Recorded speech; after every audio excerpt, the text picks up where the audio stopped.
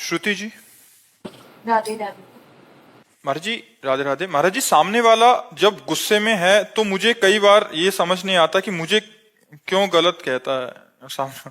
क्योंकि हम गलत किए हैं, आज नहीं तो कल, तभी हमें गाली पड़ती है, तभी हमसे कोई गुस्सा होता है। वो व्यक्ति गुस्सा नहीं होता, हमारा कर्म उसकी खोपड़ी में बैठ के गुस्सा दिलवा करके और हमको गाली दिलवाता है। हमारे पाप का मार्जन होता है। सही पूछो, यहाँ कोई ऐसे भी नहीं कर सकता। अगर ऐसे कर रहा है तो हमारा कर्म है और उसको प्रेरित करके वो ऐसे करवा रहा है। हम चूंकि वर्तमान को केवल देख रहे हैं, भूत को तो देखा नहीं। जैसे ए भाई, अगर तुम इनके भूत के कार्य को जानो तो तुम यही कहोगे भगवान ने सही किया। हाँ, भगवान ने सही किया, लेकिन हम भूत के कार्य को तो जानते नहीं।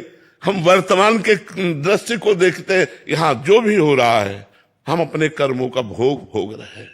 हम अपने अपने कर्मों का भोग भोग रहे हैं।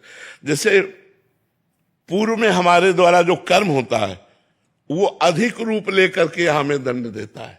तो इसमें कर्म विधान है, भगवान का नहीं। बोले भगवान ने उसको प्यार किया, नहीं, भगवान के वो भी प्यारे थे, ऐसा नहीं था। भगवान सब मम प्रिय सब मम उपजाए, पर कर्म प्रधान विश्व रचि राखा, और जो जस करे ताज फल चाखा। इसमें चूंकि कर्म हमारा भूत में होता है, भूत के पर्दे में, उसे हम देख नहीं पाते। और वर्तमान में जब दंड मिलता है तो लगता है भगवान बड़ा निर्दयी। हमारा अकेला लड़का था 20 साल का, उसको भगवान ने मार दिया। हमने क्या किया? भगवान की पूजा की, भगवान की आराधना की। भगवान ने हमारे साथ क्या किया? ये जीव भगवान पर अश्रद्धा कर लेता है, जबकि ऐसा नहीं है। वो बड़े कृपालु हैं, पर उसकी आयु ही कर्म के अनुसार इतनी थी। अब आप पूजा करो या न करो, 20 साल में हो जाएगा।